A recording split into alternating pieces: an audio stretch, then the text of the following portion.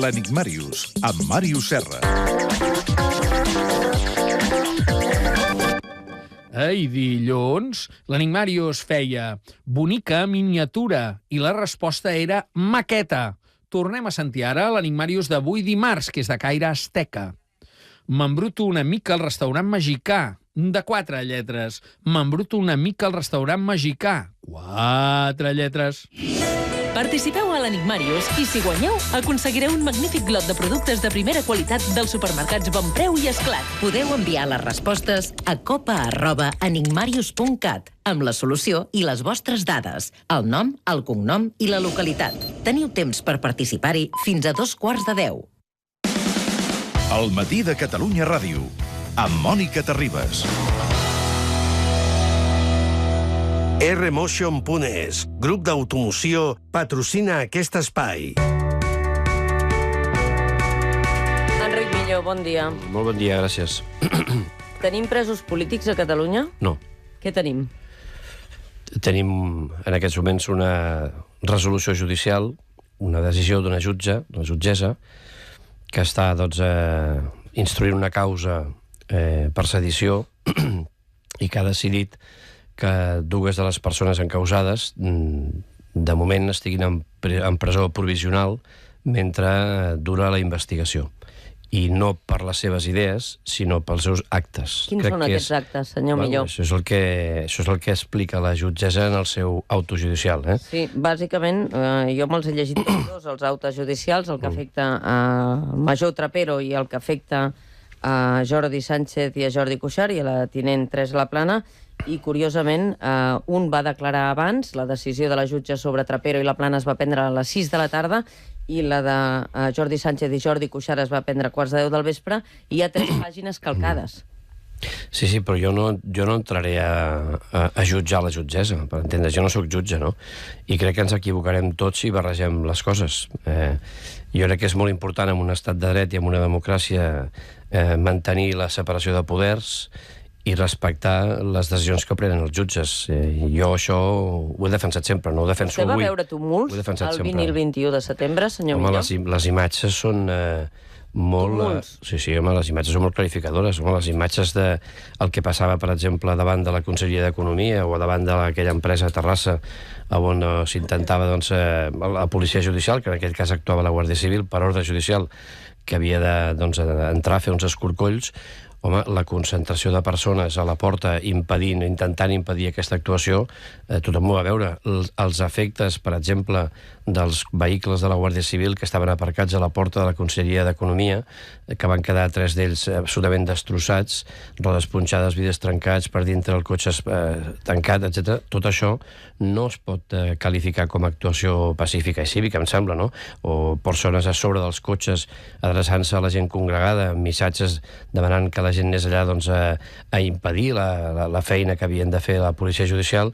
Tot això són fets que hem vist tots, no és que ho digui jo, els hem vist tots, aquests fets. El que sabem, senyor Milló, perquè ahir li ho van preguntar això a Jordi Sánchez i a Jordi Cuixart abans d'anar a l'Audiència Nacional, perquè la possibilitat que no tornessin hi era, és precisament si van parlar amb la Guàrdia Civil abans d'enfilar-se al cotxe, i ens van dir que van estar en contacte amb la Guàrdia Civil precisament perquè es garantís la seguretat en aquella situació. Escoltem-los. El que fèiem en tot moment era estar en constant comunicació tant amb la Guàrdia Civil com amb els Mossos per controlar la situació i per garantir que en tot moment no hi hagués cap tipus d'acte violent, com de fet així va ser. I per tant el fet de pujar sobre del cotxe, entre altres coses, perquè era l'únic espai on podíem comunicar-nos amb la gent. Podria tenir el seu punt d'anecdòtic si aquesta ha de ser la nostra condemna. Tots plegats ja no hem entès res. Els mecanismes de comunicació entre els líders d'aquestes entitats i les persones, els seguidors de les entitats durant tot aquest temps, el sistema de comunicació no és la crida des del sostre d'un cotxe, normalment es fa a través de mitjans tècnics, no? De correu electrònic o WhatsApp, etc. No? Però aquell dia es va fer així per poder dissoldre la manifestació, justament, la concentració, vaja. El que li puc... Home, jo no he vist cap missatge, no hi ha cap missatge dels que s'envien a les persones mobilitzades, per entendre'ns, cap missatge que els cridés a desmobilitzar-se o a permetre... O sigui, no hi ha cap missatge que animi a permetre que la policia judicial, que actua per ordre judicial, pugui fer la seva feina amb normalitat. Més aviat això és el contrari, no? Però jo crec que, insisteixo, ens equivocarem si anem a jutjar la jutgessa, diguéssim, no? Aquí hi ha una divisió de poders, i el que sí que li puc assegurar, i perquè amb ells, jo amb la jutgessa no hi he parlat, no la conec de res... Per què se sabia el dia de la hispanitat, que hi hauria 2 detencions? No, això jo no ho sabia. Arsenio Escolar ho sabia, i justament ho va encertar, 2 detencions. Aquest és un país en el que moltes persones opinen del que passarà, i després n'hi ha que l'encerta, n'hi ha que no. Doncs el que no l'encerta no ho sabia, i el que l'encerta representa que ho sabia, no? Doncs és un joc d'endevinar, no?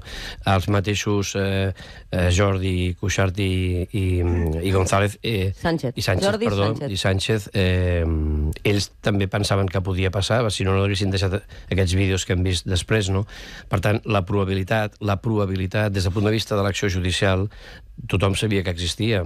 Tothom és lliure de prendre les decisions que pren personalment, no?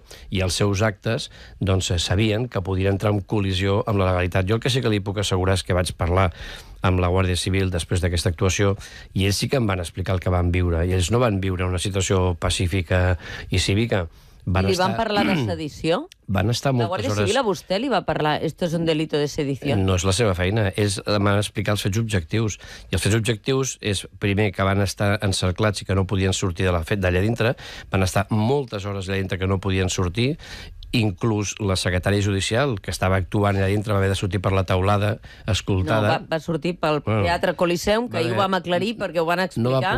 Aquí no va sortir per cap taulada. A mi és el que em van... No, si vostè ho sap millor que jo... No, li ho dic perquè ho he llegit a l'auta, també. L'auta ho explica, que va sortir pel teatre. Per tant, no va poder sortir per la porta principal, que és lo normal. No, l'altre dia també va venir un convidat que tenia una manifestació aquí davant, d'extrema... Però tot això no és normal. I no va poder sortir per davant. Tot això no és normal. Sí, que una secretària judicial que actua per ordre d'un jutge, que arriba a un lloc acompanyada de la policia judicial, no pugui fer la seva feina perquè hi ha persones que li estan impedint, això ningú pot pensar que és normal. Va passar el mateix també a Terrassa, amb aquella empresa en la que es va entrar per incautar material electoral, on el secretari judicial, quan arribava, no podia entrar, i quan va entrar no podia sortir. És a dir, aquestes irregularitats que es van produir, negar-les és negar l'evidència. Però quan hi ha una concentració, molta gent, s'està produint un delicte de sedició? Depèn de l'objectiu. Si l'objectiu és manifestar-se cívicament i pacíficament d'acord amb unes idees, això no és cap delicte. I vostè ha vist altra cosa que això als carrers? Si l'objectiu és impedir l'actuació de la policia judicial, aleshores això està tipificat com a delicte de sedició, exactament. D'aquesta manera. En el delicte de sedició hi ha d'haver aixecament per tumults. Sí, tumultuosa. Hi ha hagut tumults als carrers de Barcelona, senyor Millo? Aclareixo, no em correspon a mi dictar sentències, no sóc jutge. Ara, les imatges que jo he vist, i vostè també les ha vist, d'aquell dia, de la concentració que va haver-hi allà dintre, i com estaven les persones que estaven més a prop de la porta, amb quina actitud estava, i només cal mirar els cotxes patrulla de la Guàrdia Civil, no fan pensar en una actuació única i exclusivament cívica i pacífica. Jo no dic, en cap cas, que del nombre importantíssim de persones que hi havia allà no n'hi haguessin que estiguessin allà amb actitud pacífica i cívica. Alguns, molts, segurament, no? Però que n'hi havia altres que estaven allà amb l'objectiu d'impedir, d'obstaculitzar l'acció judicial, això és el que s'està jutjant. I no em correspon a mi dir si sí o si no. El que sí que he de dir, i em sembla que això és molt important, és que hem de, almenys és la nostra obligació com a demòcrates, no? Que és respectar la independència del poder judicial i deixar que els jutges actuïn amb total independència i exigir, com és evidentment lògic, que l'estat de dret funcioni. És a dir, una persona que es troba en aquesta situació com a conseqüència dels seus actes té tot el dret a la defensa i té, evidentment, doncs, ha de rendir comptes davant de la justícia si ha fet alguna cosa que està fora de la llei. I estic convençut que els seus advocats doncs, defensaran com considerin oportú aquelles persones per les seves actuacions, la Fiscalia actuarà d'acord amb el que és la seva obligació i, finalment, el jutge, la jutgessa en aquest cas, decidirà quina és la sentència, no? I crec que és molt saludable per tothom que respectem la independència del poder judicial. Si algú es pensa que els jutges actuen per ordres polítiques, s'equivoca molt. Molt. És a dir, els jutges són els primers que són els interessats en defensar la seva independència i la seva actuació. I jo la respecto, absolutament, perquè crec que és necessari respectar-la. És l'ABC de l'estat de dret, això. Poder judicial, poder executiu, poder legislatiu, 3 poders separats. És l'ABC. No respectar això, intentar-ho barrejar, ficar-ho tot en tot un revolutum, és un error gravíssim. El que demostra aquests fets, precisament, és que els tempos polítics i els tempos judicials no van acompassats. No van acompassats, no mirim aquesta cara, no van acompassats, exactament, perquè hi ha uns objectius en l'àmbit polític del que estem treballant aquests dies que no tenen res a veure amb l'acció judicial. L'acció judicial porta el seu camí i té una relació directa amb els fets que succeeixen. I aleshores, en aquest cas concret, s'està parlant dels fets del 2021, de que s'està jutjant una causa en la que, suposadament, unes persones van estar actuant instant a la gent a obstaculitzar l'actuació de la policia judicial. Això està tipificat com un delicte de sedició. Si és o no és, ho decidirà la jutgessa, però, a més, les persones encausades tenen dret a la defensa. I això és l'estat de dret, això no és un estat dictatorial.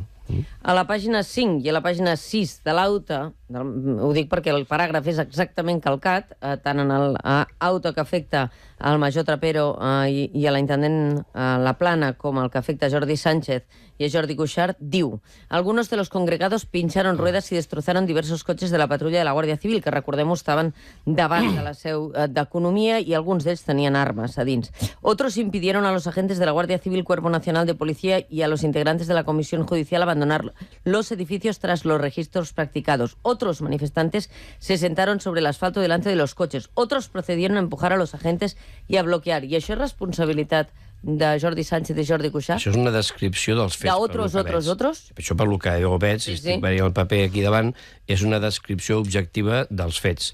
I crec entendre, pel que veig i pel que conec, que les persones encausades són els que instaven a la mobilització per presentar-se en allà amb l'objectiu d'impedir l'actuació. És a dir, recordem que aquell dia la policia judicial, en aquest cas la Guàrdia Civil, per ordre d'un jutge, estaven fent escorcolls en diferents àmbits, en diferents instàncies de la Generalitat, d'algunes empreses privades, etc. Estaven complint amb el seu deure. La Guàrdia Civil, com a policia judicial, per tant, obeint ordres del jutge, no ordres governatives, sinó judicials, estaven fent la seva actuació, és a dir, i la feien correctament i professionalment i amb el màxim rigor. I ells estaven intentant fer aquesta feina. I el que hi havia era altres persones que estaven mobilitzant persones amb l'objectiu d'impedir que la policia judicial fes la seva feina. Això és el que s'està jutjant. I això és el que en el seu moment hi haurà una jutgessa que haurà de dir fins a quin grau, com, de quina manera i quines conseqüències té. Però, insisteixo, mirem això amb una mica de serenitat. Jo entenc que pugui haver-hi gent disgustada, etc. Evidentment, jo ho entenc, això, no? Però mirem-ho amb serenitat, deixem que la justícia actua, confiem, jo confio en la justícia, confiem... Vostè està content amb aquesta decisió de la jutge Carmen Lamela d'empresonar Jordi Sánchez i Jordi Cuixart? Perquè jo no li demano que la jutgi, només li dic, li demano la seva opinió. Però per què he d'estar content? És a dir, a mi l'acció judicial no em produeix sentiments d'alegria o al contrari. És a dir, jo crec que el que hem de fer és respectar la seva actuació. Vostè creu que això contribueix a arreglar les coses? Quines coses? El conflicte que hi ha entre Catalunya i Espanya. Això segurament contribueix, per una part, a deixar constància de que ningú està per sobre de la llei i que quan algú decideix conscientment vulnerar la legalitat democràtica vigent sap que hi haurà conseqüències, i això és una decisió lliure. És a dir, quan una persona lliurement decideix vulnerar la legalitat, sap i és conscient de que haurà de rendir comptes. I, per tant, això deixa constància d'aquest fet que fa molt temps que el vinc explicant jo. Molt temps. Que ningú es pensi que pot estar per sobre de la llei. I hi ha persones que decideixen posar-s'hi i decideixen incomplir-la pensant que no passarà res o pensant que sí que passarà. I que després això podrà ser utilitzat amb un altre tipus d'objectiu, no? Hi haurà 2.300.000 persones encausades? 2.300.000 persones que van desobeir El govern espanyol hi van anar a votar el dia 1 d'octubre? Jo crec que en aquesta causa, s'està jutjant, s'està investigant, millor dit, a les persones responsables de la mobilització, no les persones mobilitzades. Crec que això, de moment, va així, no? Per tant, però ho dic per l'1 d'octubre, ho dic per l'1 d'octubre. Jo no ho puc saber, repeteixo, no sóc jutge. El que sí que veig és que les persones responsables d'aquestes mobilitzacions, doncs ara mateix tenen l'obligació d'explicar-se, de rendir comptes i d'explicar per què van fer el que van fer, amb quina finalitat, i la jutgessa haurà de decidir si efectivament aquí hi ha un delicte de sedició o no hi és. Això ho veurem. Si vostè em pregunta si això ajuda, diguéssim, doncs a l'altre aspecte, que per mi és molt important, que en aquest moment està sobre la taula, que és la resolució política d'un conflicte, doncs, escolti, ni ajuda ni deixa d'ajudar. S'ha de separar una cosa de l'altra. Jo el que demano, i ja ho he fet arribar i ho he fet saber a membres del govern de la Generalitat, demano que siguem capaços de fer un esforç, que és el següent. Separem l'acció judicial, del poder judicial, que és independent, separem-la de l'acció política a la que estem obligats a fer els responsables polítics. És a dir, el govern de la Generalitat i el govern espanyol que jo represento a Catalunya tenim l'obligació de buscar solucions als problemes que tenim d'entesa entre nosaltres. I aquesta obligació és independent de l'actuació del Poder Judicial. Ho dic perquè en aquests moments sobre la taula hi ha temes molt importants que avui, com a conseqüència d'aquests fets, desapareixen de l'actualitat política, però que al meu entendre són molt importants, són decisius, que estan sobre la taula i que no s'haurien de veure afectats per l'actuació judicial, perquè són camins independents. Ara hi anem. Abandonem les interlocutòries. Però això només ho podrem fer si som capaços, per una part, de respectar la independència del Poder Judicial, respectar l'actuació dels jutges, deixar que l'estat de dret funcioni i el Poder Judicial funcioni, que els que han de defensar i els que han d'acusar facin la seva feina i que el jutge faci la seva feina amb total llibertat i sense pressió. Per tant, deixem això, que és un camí, i que això no afecti el treball polític que han de fer els responsables polítics que tenen altres obligacions. D'acord. Per tant, deixem a banda les dues interlocutòries que afecten el 20 i 21 de setembre i ens està dient tranquils, perquè hi haurà el cas de l'1 d'octubre, no? Tranquils, què vol dir? Vull dir que n'hi haurà més de casos judicials i que la justícia continuarà, en aquest cas, jutjant... Exacte, la justícia té molts temes sobre la taula en relació a tot el procés. En relació al procés, el procés, entès procés, ha generat causes judicials perquè hi ha persones que, doncs, suposadament, i d'una manera molt evident, han estat vulnerant la legalitat vigent. Per tant, això ha obert causes judicials. Aquestes causes judicials porten el seu camí. Jo el que demano és que siguem capaços de separar això de la necessària obligació política que tenim els dirigents polítics per intentar buscar solucions polítiques als problemes que tenim. I que una cosa no afecti a l'altra, o no contamini l'altra. Separem una cosa de l'altra perquè són coses diferents i independents. Jo l'insisteixo, hi deu haver en aquests moments una part de la nostra audiència, hi ha una part que no, perquè no va participar en l'1 d'octubre, però hi ha una part que sí, que s'autoinculparan en el moment en què a judici vagi l'1 d'octubre. L'1 d'octubre com a responsables polítics del govern, evidentment perquè va participar en l'organització d'aquest referèndum, que finalment es va fer, que finalment hi va haver urnes, que finalment hi va haver paperetes, que finalment hi va haver recompte, i que finalment, malgrat que el govern espanyol va dir no es produirà, es va produir. Es va produir, malgrat tot, i el president Carles Puigdemont avui potser indiqui quines decisions prendrà el seu govern en relació a aquests resultats del referèndum d'autodeterminació. Bueno, vostè fa unes afirmacions, jo té tota la llibertat de fer-les. No, jo li dic el que va dir el president Puigdemont al Parlament. Fa un moment deia, hi va haver tal, hi va haver qual, hi va haver qual. Hi va haver urnes i paperetes, sí o no, senyor Millo? No hi va haver cap referèndum. No hi va haver cap referèndum. Físicament, en alguns llocs hi havia uns cubells anomenats urnes, en uns altres llocs hi havia unes paperetes sense sobres, en uns altres llocs hi havia gent que estava allà participant, altra gent que no hi havia cens electoral, no hi havia tramesa censal... I no hi va haver 900 ferits. No hi havia sindicatura electoral, o sigui, no hi havia, per tant, una junta electoral que pugui garantir la més mínima rigor. És a dir, no es donava, per entendre'ns, cap dels requisits necessaris per anomenar referèndum el que va passar el dia 1. Això no hi és. I, per tant, qualsevol intent de donar per vàlids uns resultats d'un suposat referèndum que no ha estat com a tal, doncs jo, evidentment, no ho puc compartir, no ho comparteixo ni ho puc acceptar de cap manera. Després cadascú dirà el que vulgui i tothom és lliure de pensar i opinar el que vulgui. Però un referèndum efectiu, amb garanties i vinculant, que és el que va prometre el president Puigdemont, això no va tenir lloc el dia 1 d'octubre. Va tenir lloc una altra cosa, que no sé com s'ha de qualificar. Ara, el que va dir que farien és un referèndum efectiu, amb garanties i vinculant. Això no hi va ser. Això no hi va ser. Això és el que es demana, senyor Millo. Sí, però és que això, amb l'actual marc legal vigent, això no era possible. Hi havia ja moltes sentències de tribunals que deien que això no es podia fer. Hi havia, a més, una resolució judicial que instava la Policia Judicial, Mossos, Guàrdia Civil i Policia Nacional a impedir que això es fes i a mantenir els col·legis tancats, i s'estaven oberts a entrar a buscar el material electoral i treure'l. Un 9% d'aquests col·legis electorals es van tancar. Un 9%. No, escolti, i vostè això per què ho diu? Perquè li sembla bé, li sembla malament? No, jo només li constato el que va passar. Sí, hi havia 2.300 col·legis electorals assenyalats com a tals. D'aquests 2.300 col·legis electorals, doncs, amb un nombre determinat, doncs, es va fer una actuació per entrar a buscar el material electoral, a recollir-lo, a incautar-lo i a treure'l. En molts d'aquests llocs es va poder fer aquesta feina amb tota pau i normalitat, es va entrar, es van recollir... Els Mossos d'Esquadra en van tancar la meitat No, però els Mossos d'Esquadra van fer una part de la feina, una part de la feina que havien de fer no la van poder fer, la Guàrdia Civil va fer una part de la feina, una part no la va poder fer, i la Policia Nacional li va passar el mateix. El que això que li garanteixo és que les policies que van intentar entrar a incautar el material electoral complint amb l'ordre judicial, que en aquest cas això només ho va fer la Policia Nacional i la Guàrdia Civil perquè els Mossos d'Esquadra no ho van fer aquest tipus de feina, quan la van fer, i a més hi havia un correu electrònic enviat a primera hora del matí per part dels Mossos d'Esquadra on es demanava ajuda perquè no veien capacitat de poder-ho fer, doncs el que li dic és que en molts dels llocs on es va entrar no hi va haver resistència, no hi va haver oposició a que fessin la seva feina. I van entrar, van recollir el material i van marxar. I llavors amb altres, doncs, no. Llavors hi va haver-hi incidències.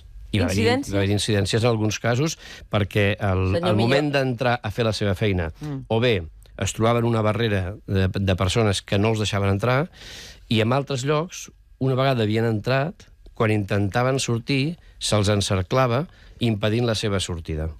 Llavors ells actuaven d'acord amb l'ordre judicial, intentant, fent el possible per complir amb la seva obligació. I ho van fer d'acord amb què és el seu deure. Jo no... Vull dir, em sembla que tothom ja ha vist les imatges. Sí, això està passat. Deixi'm dir-li una cosa. Jo el que intentava demostrar-li és que no hi va haver un referèndum. Això és el que intentava demostrar-li. Sí.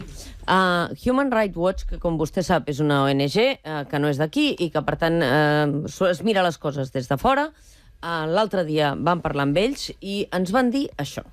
Pues lo hemos intentado varias veces. He llamado al Ministerio del Interior y también al delegado del gobierno y me pidieron de escribirles un correo.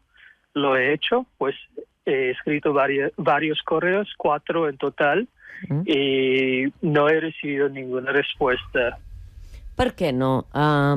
Per què no contesten una ONG que vetlla pels drets humans justament ara que Espanya entrarà en el Consell dels Drets Humans de les Nacions Unides, que és precisament una notícia d'avui? Doncs em sembla molt bé que enviï un correu electrònic demanant informació. Jo aquest correu electrònic... 4 correus al govern. Jo, concretament adreçat a mi com a delegat del govern, no en tinc constància. Vostè no s'ha posat en contacte amb Human Rights Watch? No he tingut oportunitat de veure'l, no. Aquest correu jo no l'he vist i per tant no l'he pogut contestar, però no es preocupi. Nosaltres, totes les peticions que rebem d'informació, i aquests dies en rebo moltes, les contesto totes, les contestem totes. I hi ha molts ajuntaments que s'han adreçat a nosaltres, a mi concretament, per motius dels fets que van tenir lloc aquell dia, i les estem contestant totes, és a dir, ningú quedarà sense resposta. Aviam, aquí l'actuació, com repeteixo, l'actuació que es va fer tenia un objectiu molt clar. Va ser 100% professional, responsable i proporcionada, com va dir vostè aquell matí? I tant que ho vaig dir, i ho reitero, és que és així. Reitera que l'actuació de la Policia Nacional i la Guàrdia Civil va ser 100% proporcionada. Aquests cossos són molt professionals, i actuen sempre d'acord amb la seva professionalitat, sempre. Escolti, però sense cap mena de dubte.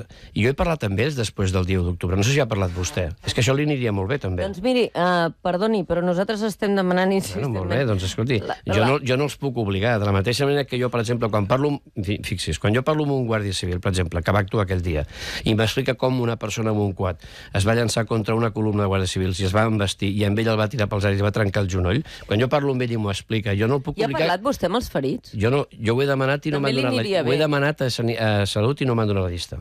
Ho he demanat. El primer dia ja ho vaig demanar.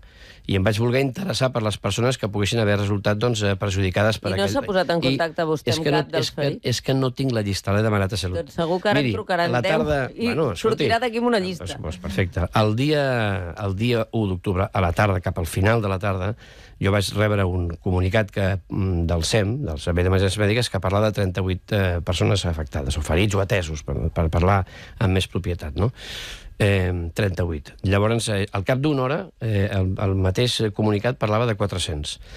Al vespre eren 800. Més tard, una mica més tard, eren 900. I ahir vaig... Això és normal, no? La gent va als hospitals quan pot. Quan la tenen i quan entren les xifres. Quan pot. Quan surt dels llocs, s'adreça als llocs i va... Jo crec que una persona ha d'anar a l'hospital quan té necessitat d'anar-hi. Sí, home, esclar. Si jo em faig mal, me'n vaig a l'hospital corrent. Bé, aleshores, i ahir, o abans d'ahir, vaig veure un comunicat del conseller que parlava de més de 1.000. Però també hem vist whatsapps, no? I vostè segur que els ha vist, animant a tothom a comunicar qualsevol conseqüència o perjudici que hagi pogut tenir per ser atès, no? Llavors, jo el que sé que sí positivament és que hi havia 4 persones hospitalitzades al cap d'hores, no? Que d'aquestes 4, 2 van ser donats d'alta al cap d'unes hores, o d'uns dies, 2 dies o 3 dies, i que al final quedava una persona. Tot això, jo, personalment, em vaig adreçar al departament per saber quina era la situació d'aquestes persones, per saber qui eren, per poder-me interessar, no? I la resposta que vaig rebre va ser negativa, és a dir, que, escolta, que no, i encara no la tinc, aquesta informació, i espero tenir-la, no? Però no la tinc, i a més, em consta, no sé si vostè la té, que hi ha periodistes que a mi m'han vingut a veure a la delegació del govern, molts d'ells, inclús corresponsals estrangers, que m'han vingut a dir que estan demanant la llista, perquè també volen, i que no la tenen. I per tant, és a dir, jo insisteixo, una cosa és lamentar uns fets que no s'haurien d'haver produït i que si el president de la Generalitat hagués complert amb la legalitat democràtica vigent, no s'haurien produït. I per tant, aquests fets tenen un responsable. I els ferits són culpa del... No, aviam, els fets que es produeixen aquell dia, quan hi ha una sentència judicial que diu que això no s'ha de fer, quan hi ha una ordre judicial que diu que s'ha d'impedir que es faci, i a més diu que els col·legis han d'estar tancats, i a més diu que si estan oberts s'ha d'entrar a buscar el material, allà on s'ha entrat a buscar el material i ningú ha fet una oposició a que es fes la feina de la policia judicial, no hi ha hagut cap incidència. Perdoni, jo vaig entrevistar un parell de persones, una de les quals, una senyora de 60 anys que estava llegint un llibre, i la van agafar i la van treure de mala manera. Jo, com que no puc entrar en els detalls, perquè jo no hi era... Jo, com que no hi era, no puc entrar en els detalls. De la jutge deia, sense alterar la convivència. Però sí que li puc assegurar que conec els criteris amb els que es treballen. I els criteris amb els que treballa la Policia Nacional i la Guàrdia Civil són criteris de màxima professionalitat i de proporcionalitat. Si, tal com diu la Generalitat, que no podrem saber-ho mai perquè no es podrà comprovar mai, hi van haver-hi 2.200.000 persones que van anar a votar, no?, aquest dia, doncs d'aquests 2.200.000 persones, segur, o 300.000, segur que algunes van viure aquestes situacions certament dramàtiques, no? Perquè es van trobar en aquests llocs on hi havia l'intent de la policia judicial de fer la seva feina i llavors es veien que no podien fer-la, perquè en aquestes barreres humanes que els hi posava davant hi havia persones joves, hi havia persones grans, hi havia alguns discapacitats, i això els mateixos agents, quan jo he parlat amb ells després, m'han explicat la duresa de la situació. Escolta, són agents que estan preparats per actuar en situacions de molta violència, i en allà ells no podien actuar en aquesta situació, no? Per tant, va ser una actuació dramàtica, una actuació dramàtica amb una situació molt complicada.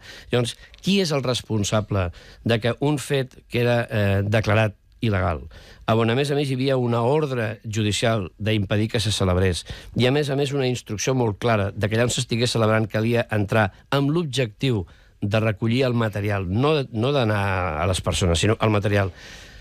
Havent-hi tot això, era molt senzill, i jo li vaig demanar al president Puigdemont això, era molt senzill fer una comunicació pública, dir, escolta, no impediu l'acció de la policia judicial que ve a complir amb el seu deure. No ho impediu. Estigueu allà, manifesteu-se, crideu, insulteu... Era resistència pacífica, senyor Millo. Jo el que he vist en molts casos, i m'han explicat, en molts casos, dels que va haver incidències, que és un percentatge molt petit en relació al total, doncs, home, hi havia... Jo he vist les conseqüències sobre els agents que han patit també les seves lesions, no? I, home, jo crec que veure, per exemple, un xaleco d'aquests antibales que porten rajat de costat a costat, això no es fa amb una ungla, no? O veure un genoll trencat, o un braç, o dits trencats, això no és conseqüència d'una actuació exclusivament pacífica. Per tant, això és un episodi que es va produir en el seu moment, que, doncs, evidentment, si algú ha fet les coses bé o malament, doncs tot s'investiga, aquí res queda per investigar, estem en un estat de dret, hi ha unes persones que van complir amb el seu deure i, lamentablement, alguns van sortir perjudicats. Però això té un responsable, que és qui va mobilitzar a les persones a cometre uns actes que en aquell moment se sabia perfectament que no es podien portar a terme. I no qui va donar les ordres a la policia o a la Guàrdia Civil de fer-ho d'una determinada manera, perquè la jutge, i jo recordo perfectament el document, perquè de memòria me'l sé, deia clarament sense alterar la convivència ciutadana. Sí, deia tres coses. Sense alterar la convivència ciutadana. Deia tres coses. Deia, 1, que els col·legis havien d'estar tancats. 2, que si algun col·legi estava obert s'havia d'entrar a incautar el material electoral. I 3, sense alterar la convivència. I com s'altera la convivència? En el moment en què es claven cops de porra, no? Però segons vostè, què és convivència? O sigui, fer crides permanents per WhatsApp. Falta gent a tal col·legi, tots cap allà. Falta gent a tal col·legi, tots cap allà. Hem d'anar a, com ho deia, aquests missatges que veia, a defensar les urnes, no? Etcètera. Aquestes crides no són crides a anar a votar o a manifestar-se pacíficament. Són crides a anar... No, són crides violentes, aquestes? Són crides amb l'objectiu d'impedir l'actuació de la policia judicial. Són crides a impedir l'actuació de la policia judicial. Les coses s'han dit pel seu nom. Sí, però la gent, si pacíficament... No, jo li pregunto. No, però és que pacíficament no es pot impedir l'actuació de la policia judicial, pacíficament. No necessàriament, no. O sigui, miri, fixi's, quina és la diferència entre un lloc on la policia entra, es fa un passadís, i la gent crida, els insulten, els escupen, els hi fan de tot, però no els agredeixen físicament, no els toquen, no els agredeixen físicament, la policia entra, recull el material electoral, evidentment no cau en cap provocació per molts insults i escopinades, etc. No cauen en aquesta provocació perquè són professionals, surten i se'n van. Allà on t'arriben, han de fer la seva feina i se'ls impedeix amb una barrera humana, o, per exemple, se'ls deixa entrar i un cop a dintre intenten sortir i se'ls bloqueja, se'ls encercla perquè no surtin, doncs, aleshores, en aquestes situacions es produeixen conseqüències que poden perjudicar les persones, però, repeteixo, és un percentatge petit del total dels casos, i per això sempre parlem d'aquesta professionalitat. Anem al que ens ocupa, perquè és evident que vostè es reafirma en el que va dir aquell matí, de que el 100% de les actuacions havien sigut proporcionals, i ha quedat clar, i per tant no sortirem d'aquí. 30 incidències sobre 2.300 col·legis professionals, doncs la proporció parla per si sola. Tanquem l'episodi. Molt bé. Perquè l'entrevista no pot durar eternament i en molts casos. Digui'm una cosa. Hi ha un tema més important sobre la taula del qual no hem parlat encara. Digui'm una cosa. És evident que el president Puigdemont ha enviat una carta a Mariano Rajoy que no ha estat a satisfacció del govern espanyol. Això va quedar clar ahir de manera immediata. Exacte. Era una resposta insatisfactòria. Bueno, més que insatisfactòria és que no hi havia resposta. Perquè la pregunta era, tu has declarat o no has declarat la independència? Alguna autoritat catalana ha declarat unilateralment la independència? Aquesta és la pregunta, que això pràcticament es podien posar dos caselles, dos quadrets que digués sí o no. Per posar una creueta n'hi havia prou. I, en canvi, en lloc de contestar sí o no, se li envia una carta de 4 pàgines parlant d'altres coses, que està molt bé, que està molt bé. Però hi havia la declaració, hi havia el que havia dit el president Puigdemont al Parlament. Sí, però això ja ho havíem llegit. És a dir, quan el president del govern li fa el requeriment, ell ja ha llegit la seva intervenció, la seva compareixença, i el que fa és dir-li, per una part, sembla, estàs fent veure que s'has declarat la independència, però per l'altra part no veiem cap acord parlamentari on es declara la independència. A més, li proposes al Parlament que suspengui, però el Parlament no acorda cap suspensió. Per tant, no queda clar que has fet. I llavors, quan sortiu a fora a la sala d'actes, signeu un document que sembla que sí que ho heu fet. Llavors, el president del govern, òbviament, davant d'aquesta situació, fa una cosa que em sembla que ningú ha posat prou en valor, que és el següent. Escolta, jo activo el mecanisme del 155 per si calgués portar-lo a terme, però incloc un requeriment informatiu en el president de la Generalitat perquè aclareixi si efectivament hi ha hagut una declaració unilateral d'independència o no. I pregunta sí o no. És un requeriment informatiu que camina paral·lelament a l'activació de l'article 155. I li dona un primer termini, el dilluns a les 10 del matí.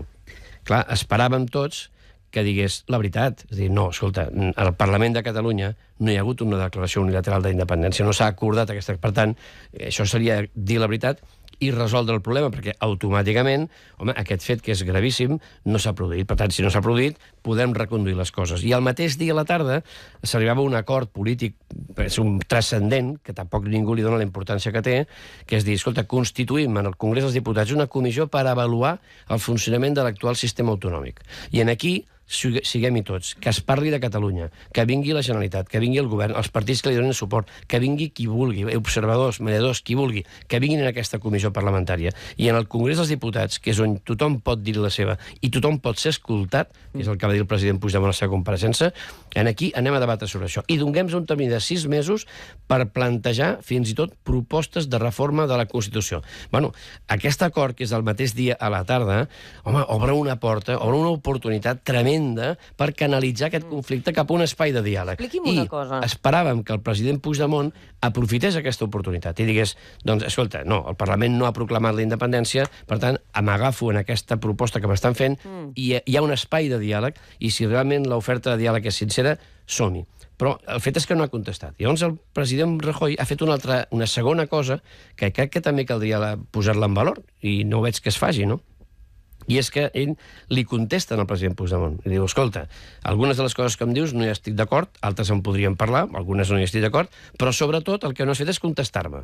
I per tant li diu, et recordo que hi ha un termini, que és el del dijous, que és el termini formal, el requisit formal de l'aplicació del 155 de la Constitució, però, li diu, però, et recordo que encara no m'has contestat el termini del dilluns. Per tant, home, contesta'm. És a dir, li està implícitament donant una segona oportunitat. I per què no el cita? Perquè això els burofaxis... Però perquè l'ha de citar, el que ha de fer és contestar. Perquè es vegin i parlin, no? Bueno, escolti, però el que ha de fer és contestar. No, però escolti, els problemes, si vostè i jo tenim un problema, sí, però hi ha una que no ens poséssim d'acord amb el seu esmorzar, que normalment... Per cert, avui no me l'ha portat. Avui no l'he portat, no? Ja no m'estima gaire. No, perquè el primer dia me va portar un pa amb tomàquet amb pernil ibèric boníssim i bueno, és igual, no ens enfadarem ara. L'estimació depèn dels pernils. No ens enfadarem ara. Senyor Millor. No, però són gestos, són detalls. Això com tota la vida s'ha de regar. Bueno, en fi, deixem-ho córrer. No, el tema és que ara hi ha una segona oportunitat sobre la taula, una segona oportunitat, que és dir, contesta, jo estic demanant i ho estic fent per tots els canals que puc, al president de la Generalitat que li digui al president Rajoy, que li digui, com vulgui, amb un fax, amb un correu electrònic, com vulgui, amb una trucada, com vulgui, que li digui, escolta, no, mira, el dia 10, en el Parlament de Catalunya no es va proclamar la República independent ni es va declarar la independència unilateralment. Per tant, escolta, què hem de fer?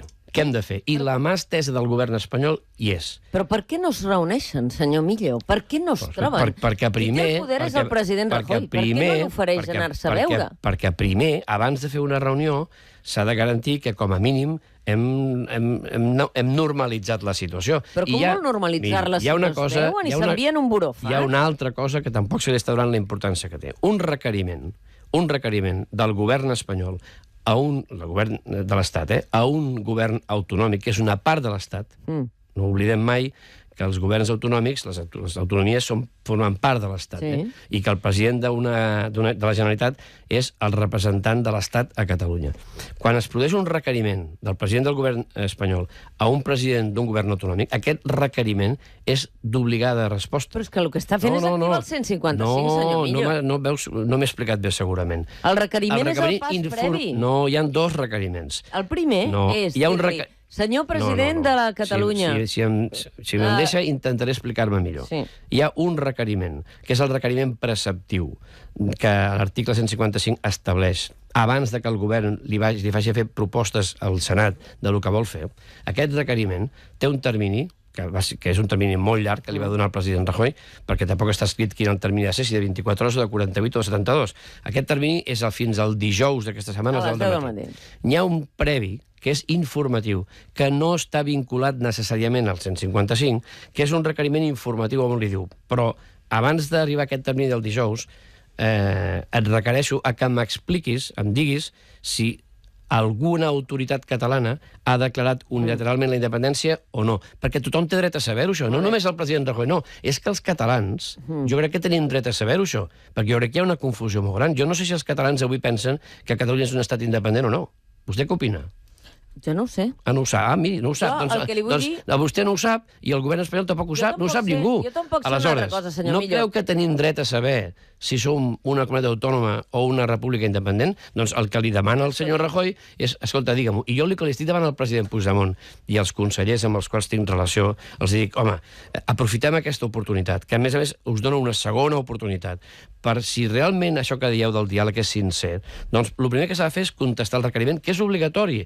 A mi el que em diuen és que els propis serveis jurídics de la Generalitat li van dir al president Puigdemont que el requeriment s'ha de contestar obligatòriament, i no l'ha contestat, és que no l'ha contestat. Per tant, si el contesta, que crec que el pot contestar, jo no perdo l'esperança que el contesti abans de dijous, si el contesta, automàticament canvia tot. Canvia tot l'escenari, tot. O sigui, què és el que canvia? Tot, absolutament tot. És a dir, no és el mateix que s'hagi declarat unilateralment la independència o que no s'hagi fet. No té res a veure. Aleshores... Què canviarà? Absolutament tot. Llavors, la porta... No, digui'm què, concretament, què? Doncs queda oberta la porta al diàleg. Absolutament. Què vol dir la porta al diàleg? Podrem parlar d'un... A canalitzar políticament les inquietuds de tothom. Escolta, inquietuds. I els desitjos, i els anhels, les idees, tot. Enric Millo, vostè que pot arribar a ser el president accidental si hi ha una aplicació del 155... Home, això és una teoria d'algú, però no té per què ser això, ni molt menys. Ho descarta del tot, això? És que l'objectiu del 155 no és suspendre l'autonomia, és garantir l'autogovern, precisament. Per això li he dit. El 155 és per garantir l'autogovern de Catalunya. Aquesta és la màxima. Si vostès consideren que el president Puigdemont i el seu govern no són dignes d'exercir la presidència i el govern de Catalunya, que això s'ha formulat així, perquè s'ha dit en múltiples ocasions, vostès no suspendran l'autonomia. Vostès el que faran és intentar substituir per el mecanisme que sigui, via eleccions o via un govern tècnic nomenat des de Madrid de manera temporal, el govern. No és així? Perquè I es veurà, això. Quan li estic dient això, vostè desvia la mirada, senyal de que no vaig gens desencaminada, senyor Millo. Ni molt menys. Ja es veurà, això. No, expliqui'm si ja es veurà. Escolti, la gran avantatge d'aquest article, que al mateix temps també és un inconvenient, no?, és que no està detallat el com s'ha d'aplicar i que, a més, no està utilitzat mai. Per tant, no hi ha precedent. És a dir, per tant, està tot per escriure. És un llibre blanc que s'ha d'escriure. No, crec que no estigui escrit. Sap què és el que a mi m'agradaria? Què? Que no l'haguéssim de recórrer aquest article. Correcte. No, però és que, perdoni, hi ha una manera d'aconseguir aquest objectiu, de no haver de recórrer aquest article. De 2.300.000 persones? No, res. No, en absolut. Miri, això taxativament. A ningú se li demana que renunciï als seus principis. A ningú se li demanarà mai... No, però fixi's, és que això és molt important. A ningú se li demana que renunciï als seus principis, ni al president Puigdemont, a ningú. El que se li demana a tothom és que es canalitzin democràticament, d'acord amb el marc legal democràtic establert. Perdoni, ahir vam sentir a Xavier García Albiol dient que si hi havia programes electorals que defensaven la independència de Catalunya es podien il·legalitzar aquests programes electorals. És una opinió que ell ha plantejat, és una proposta que ha plantejat... És el president del Partit Popular català. Però és una proposta que ell ha plantejat i ha manifestat. Ell ha plantejat una opinió, diu, escolta, a mi em sembla que un programa electoral que inclogui una proposta que està fora de la llei, doncs, en tot cas, el que ha de proposar és que es modifiqui la llei, no que se salti la llei. Ell ha fet una proposta que, com a reflexió, a mi em sembla una reflexió totalment carregada de sentit comú. El Constitucional en el seu dia va fer una sentència dient que es pot defensar la independència de Catalunya com a projecte. Estem dient el mateix, és que no m'he de explicar bé jo avui. Una cosa és defensar la independència com a projecte polític, és totalment legítim i legal. Una altra cosa és dir que per aconseguir-ho ens saltarem les lleis.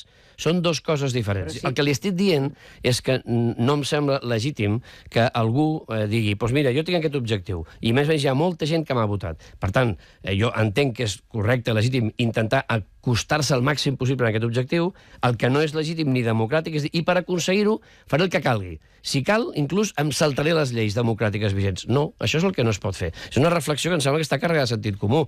Aleshores, tenim o no la possibilitat de evitar recórrer a l'article 155 per normalitzar la situació a Catalunya? Sí. Com? Únicament que el president Puigdemont digui la veritat al president Rajoy i li digui, escolta, aquí no hem declarat unilateralment la independència. Per tant, estem oberts a dialogar.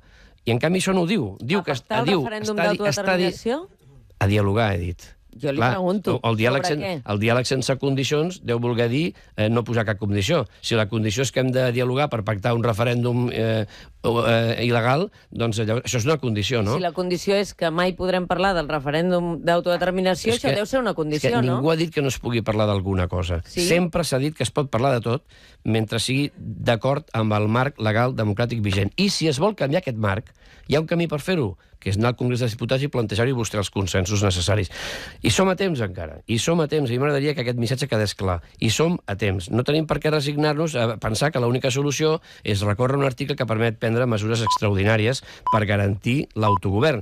Podem garantir l'autogovern d'una altra manera. Com? Que el president de la Generalitat deixi clar que estem complint amb la legalitat, que no s'ha declarat unilateralment la independència, i aprofitar aquesta oferta de diàleg que fa el govern espanyol en el govern de la Generalitat. No seria lògic exigir diàleg, com està fent el president de la Generalitat, sense aclarir abans aquest requeriment. El diàleg, com deia ahir la vicepresidenta, el diàleg no s'exigeix, s'exerceix, no? I això és el que avui en dia no està passant, perquè hi ha una prèvia necessària, que és complir amb la legalitat democràtica vigent. Veurem els membres del govern a la presó si aquesta setmana es declara la independència? Home, això no depèn de mi. Estem atrevant en el mateix debat del començament. M'està fent una pregunta que únicament podria respondre el Poder Judicial. Jo políticament tinc un objectiu molt clar, que és defensar l'autonomia de Catalunya, defensar el seu autogovern i la vigència de la Constitució i de l'Estatut d'Autonomia de Catalunya. Això se'n diu restabliment de l'ordre constitucional. I políticament treballo amb aquest objectiu. Els que se situïn al marge de la llei i hagin de rendir comptes davant de la justícia, doncs estaran fent allò que ells han decidit fer, però no és la meva posició. I si no respon Puigdemont, i aquesta seria l'última, el que li demana Mariano Rajoy, el requeriment preceptiu pel 155 abans de dijous a les 10, vostès aplicaran el 155 en una reunió del Consell de Ministres extraordinari, que suposo que farà abans de Brussel·les el president Rajoy? Si el president Puigdemont desaprofita aquesta oportunitat que se li dona per segona vegada per impedir que s'hagin de prendre mesures extraordinàries, efectivament, el govern d'Espanya no tindrà cap altre remei, i haurà estat per decisió del senyor Puigdemont, que prendre mesures, anar al Consell de Ministres primer, acord de mesures a prendre, plantejar-les després en una reunió extraordinària del Senat perquè les autoritzi i després s'apliquin. I aquestes mesures, òbviament, seran les mesures que tindran com a objectiu garantir la vigència de l'autogovern de Catalunya, que altres estan posant en perill en aquests moments. Enric Millo, gràcies per venir. A vosaltres. 2, com que el tema va de gestos i s'ha de regar, jo li porto el pernil, els entrepans de pernil, i vostè els porta sota el real a Jordi Sánchez i a Jordi Cuixart, i així el gest és per partida doble, li sembla? Home, no sé, jo comenci vostè per la seva part i després parlem de la segona. No, que igual llavors no els hi porta. Que tinguin un bon dia, si pot. Moltes gràcies, bon dia. Catalunya.